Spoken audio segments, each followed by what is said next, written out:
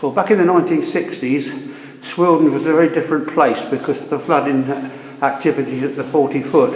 And probably the most dangerous situation occurred in 1960, John says 61.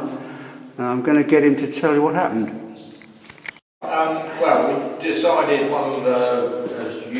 sort of late teenagers, myself and a chap also a farmer called Vic Bennett, we decided to come down to the Wessex Cave Club hut, which we'd have joined by then, and we'd done a trip into Swildon. It was a lovely summer's day, blue sky.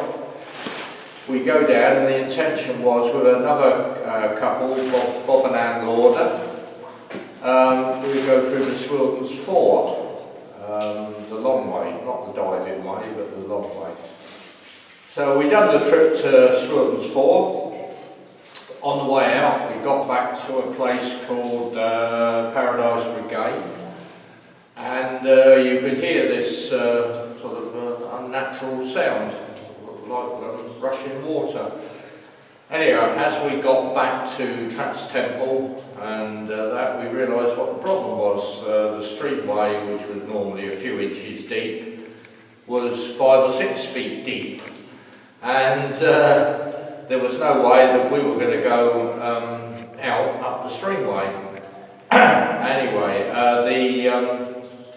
we spent a few hours there keeping ourselves warm, because caving kit in those days wasn't as clever as it is now. And we decided to have a look around high up in the chamber in the rift.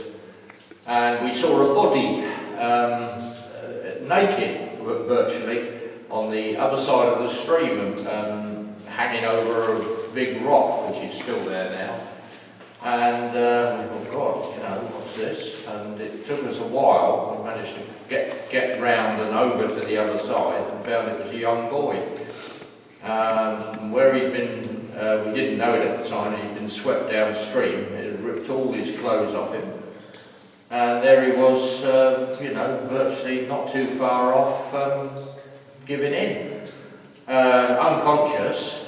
And anyhow, we managed to get him back up into Tracks Temple, and we took all our warm clothing off from us and wrapped him up.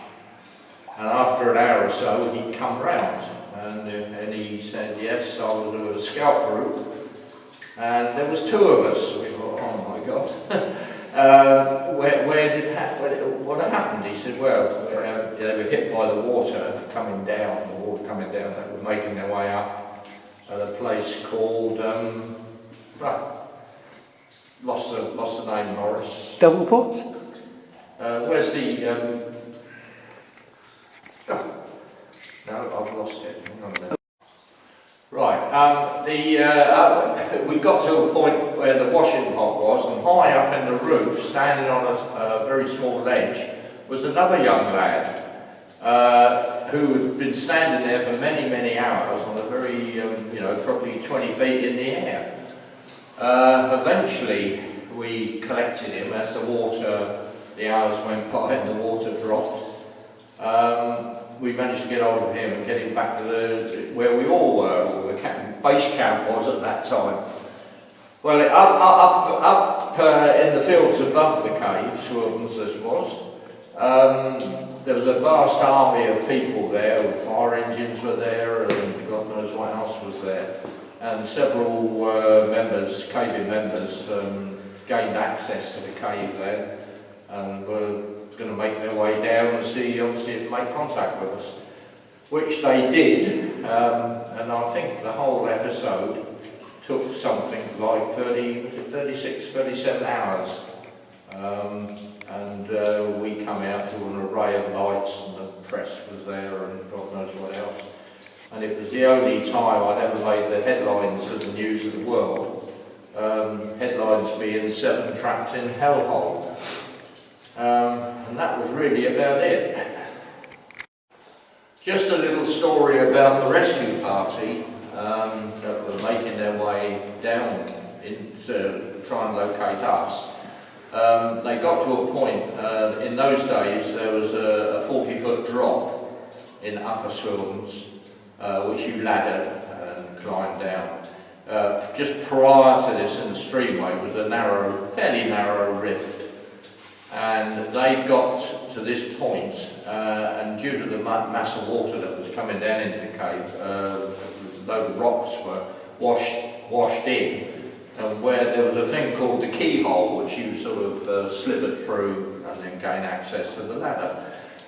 It blocked the aperture in this keyhole, and the water started rising in the rift. And the rift was probably, what, 15 feet high? 20 feet high, and they found themselves, they couldn't go forward and they couldn't go back. So they started climbing up into the roof, and there was Dave Berry, George Poynton, Derek Ford, and I can't remember any more.